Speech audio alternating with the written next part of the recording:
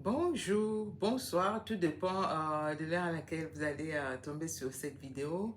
Alors, j'ai commencé une série de la vie en Occident, le bon côté, les avantages et les désavantages. Je vais partager mon expérience et je vais partager des choses que je vois, euh, que j'ai vécu aussi avec les gens qui sont venus ici. Alors, j'ai eu à parler, le premier moment, j'ai eu à partager mon expérience, comment vivre loin de sa famille et tu as traversé, tu es à l'hôpital, tu n'as pas d'aide. Ici, c'est pas facile d'avoir de l'aide. Tu vois, en Afrique, la main-d'œuvre est moins chère. Ce n'est pas la même chose. Ici, j'ai appris, je suis devenue moi-même peintre, moi-même jardinier, moi-même cuisinier. Donc, tu es touche à tout, tu fais tout, tu dois apprendre toutes ces choses. Il faut que tu appelles les gens à venir repeindre la maison, à venir faire ceci. Tout, c'est l'argent. Personne ne va rien faire pour toi for free.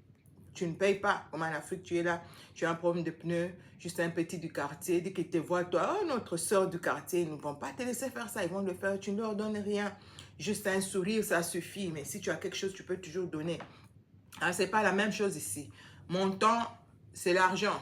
Le temps, c'est de l'argent. Excusez-moi, je vais mettre ces histoires ici. Tout ce que tu fais, les gens, tout ce que tu peux recevoir comme service, tu dois payer pour cela. Je disais à mon frère, tu vois, en Afrique, on est habitué, ah, donne-moi 10 dollars, donne-moi 20 dollars ici. Même quand tu donnes de l'argent à quelqu'un, je me souviens une fois, j'ai donné 10 dollars, s'il vous plaît, à ma belle-mère devant acheter quelque chose. On était sortis, elle n'avait pas de cash sur elle. Et cette dame, elle est dans des 80 d'années. Elle a quitté chez elle en plein milieu de la journée. Il faisait tellement chaud avec sa voiture. Elle est venue jusque chez moi. Je dis, maman, pourquoi tu es venue pour me rembourser mes 10 dollars? Donc, quand tu donnes quelque chose, ce n'est pas la Noël, ce n'est pas la Saint-Sylvestre, ce n'est pas son anniversaire. Donc, ils ne reçoivent rien pour rien. Il doit travailler, il doit mériter ce que tu donnes. La culture de donne-moi, donne-moi, donne-moi, ça c'est pas dans leur culture. Donne-moi, donne-moi, donne-moi. C'est une maman, moi je me dis c'est ma mère, ma belle-mère, c'est ma mère, je dois faire. Non, non, les enfants doivent avoir leur vie. Les enfants ont leurs dépenses. Elle ne veut pas dépendre de vous, elle ne veut rien recevoir de vous.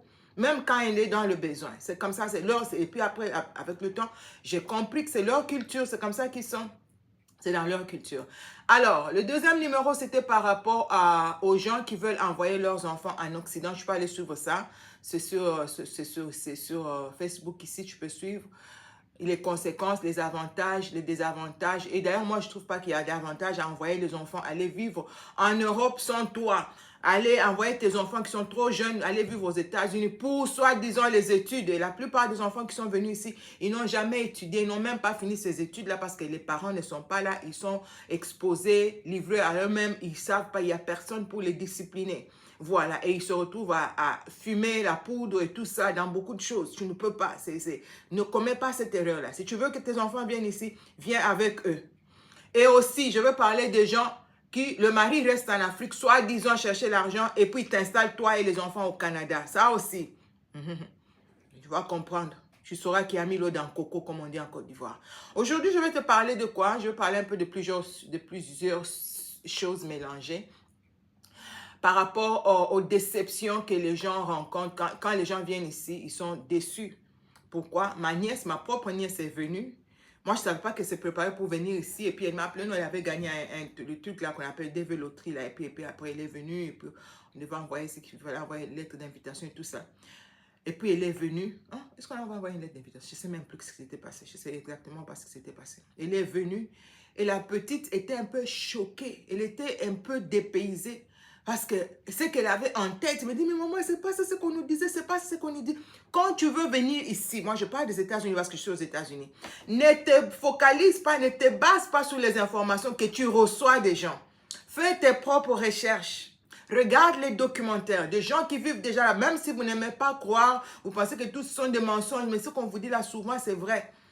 C'est vrai, et les gens sont en train de... On ne t'interdit pas de venir, mais au moins, sois préparé. Tu sais, quand je pars là-bas, je m'attends à ça, ça, ça, ça. Qu'est-ce que j'ai remarqué? Toi, tu es un réfugié, par exemple, parce que j'avais rencontré un camp de réfugiés. Un groupe, les gens qui étaient dans le camp de réfugiés pour 23 ans, 24 ans, ils attendaient venir aux États-Unis pendant des années. Le dossier en cours, on est en train de faire des démarches. Ils attendaient, à tout moment, on peut les appeler, leur dossier peut être accepté et ils doivent venir ici. Et ces gens débarquent aux États-Unis, ne connaissent pas un mot de l'anglais. Ça, c'est grave, ça. Ça, c'est très grave. Tu te prépares, tu vas vivre dans un pays où on ne parle pas un mot de français. Tu dois chercher à apprendre la langue. Ça, c'est un challenge, un grand challenge. Ils étaient en train de... Heureusement, ils nous rencontrent, nous autres sur place. Je peux parler les deux langues, anglais, français. Maintenant, j'ai joué l'interprète, bien qu'ils m'ont remercié en monnaie de singe après. Tu dois maintenant jouer l'interprète partout, à l'hôpital et partout. Ils sont quelque part, ils sont bloqués, ils ne savent pas quoi faire. Tu ne peux pas. Moi, quand je suis venue, personne ne m'avait aidé avec ça. Je me débrouillais parce que je savais déjà ce que le Seigneur m'a montré. Tu dois apprendre la langue pour ne pas être dépaysé. Cherche à mieux connaître le pays où tu vas. Comment ils vivent, comment ils font les choses. Et les gens étaient tellement déçus. Tu parles avec eux. Oh non, là-bas, nous, on pensait quand on arrive, on donne des maisons. Et quand on arrive, il n'y a rien pour rien ici. Tu es en train de rêver. Arrête de rêver. Quand tu viens ici, tu vas travailler dur. Ma nièce était sur le point de retourner au pays. Elle me dit, maman, c'est trop dur, je ne peux pas. Je lui ai dit, non, tu es déjà arrivé. Et surtout que toi, tu as tes papiers, tu dois travailler. Oh, heureusement, c'est une fille très courageuse. Elle a dû travailler. Ce n'était pas facile du tout. C'était pas facile. Et ça, c'est quelqu'un qui est resté avec nous pendant un moment. C'est ça a allégé un peu la tâche. Maintenant, imagine, toi, tu débarques dans un pays comme ça. Tu parles pas anglais. Les gens sont frustrés. Les gens sont... Imagine quand tu parles pas la langue, déjà, ça te frustre, ça te met mal à l'aise. Tu ne sais pas. Maintenant, tu vas faire quoi? Tu es mal à l'aise dans le pays. Tu vas même pas enjoy ton séjour parce que tu ne connais rien. Tu es comme un villageois qu'on a juste... qui est débarqué, qui débarque là comme ça. Non, c'est pas comme ça.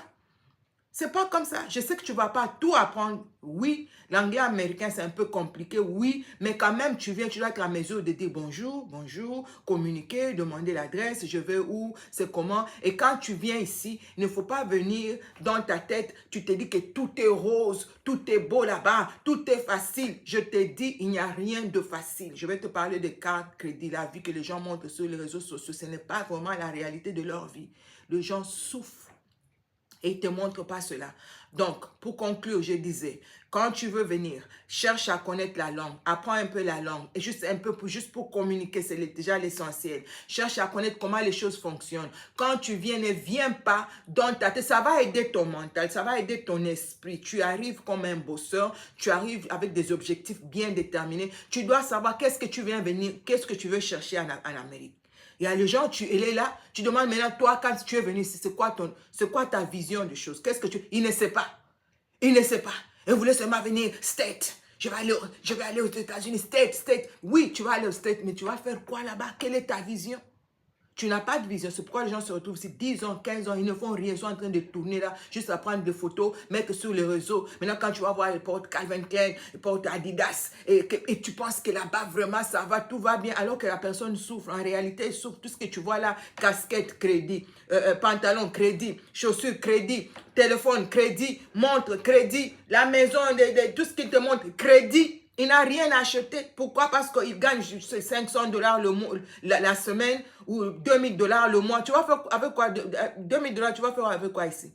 Tu vas tout utiliser pour payer tes factures. Et c'est toi qui es en train de mettre les photos sur les réseaux. Et les gens pensent que tu es arrivé.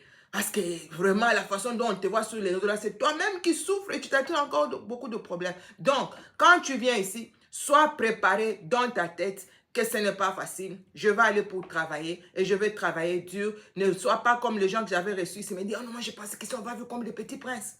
Quelqu'un qui vient à 60 et quelques années, il veut venir en Amérique pour commencer à vivre de l'argent de pension des Américains. L'argent que nous, on cotise, on travaille dur. Quand je veux devenir vieille, on va commencer à me payer. Maintenant, toi, tu quittes le pays, tu viens ici pour venir jouir, juste pour n'avoir rien fait parce que toi, tu es réfugié.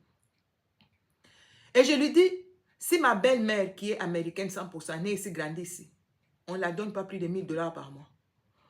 Mon mari, pareil. Toi, tu quittes le pays, tu viens ici, tu penses que nous, on va commencer à te donner tout gratuitement. Mais tu rêves. Si tu as déjà 65 ans, 70 ans, reste là-bas au Congo. Ne viens pas ici. À moins que tu aies tes enfants ici. Ils veulent que tu viennes rester avec eux. Mais juste venir que non, je veux commencer à refuser. L'argent qu'on nous donne là, de pension à la fin pendant la période de ta retraite, c'est l'argent pour lequel tu as travaillé toute ta vie. On est en train de te couper un peu. C'est pas comme en Afrique, on vous coupe l'argent, on prend ça et puis à la fin, tu ne vois rien. Non, ici, on te garde vraiment ton argent. Et puis, tu vas commencer à recevoir. Ma belle-mère, elle a 88 ans, elle ne travaille pas. Mais elle paye son loyer qui est de $900, je pense. Elle a Tout ce qu'elle peut faire comme dépense, je pense maintenant on la paye 3200 $ le mois. Elle fait des dépenses, elle fait tout, et puis elle a 200 $ pour son argent de poche. Ça, c'est quelqu'un qui a travaillé depuis son jeune âge. Elle a travaillé pour cet argent-là. Et toi, maintenant, le monsieur est frustré. Ah, moi, je pensais que ça allait être vraiment... Non, non, non, non, non, non. Les choses ne fonctionnent pas comme ça. Alors, prépare-toi. Sois objectif, objective. Tu dois savoir ce que tu veux. Et qu'est-ce que tu viens chercher ici. Moi, je ne t'empêche pas de venir. Viens.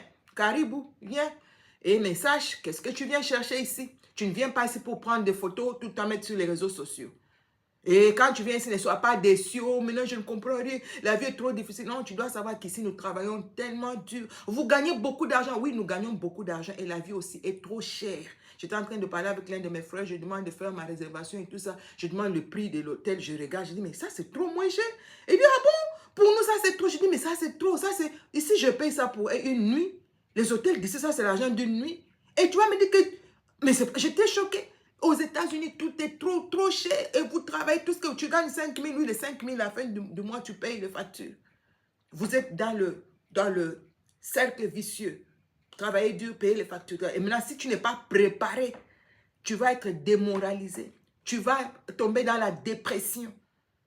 Tu dois être préparé et connaître exactement ce que tu veux et comment tu vas investir. Quel est le plan? Tu viens ici avec un plan bien clair. Ne viens pas oui, éparpillé. Alors, c'était ça pour ce numéro. Je vais revenir avec un autre numéro, parler un peu de crédit, comment les gens achètent leurs voitures et tout ce que tu vois qu'ils exposent sur les réseaux sociaux. Et Dieu te fortifie.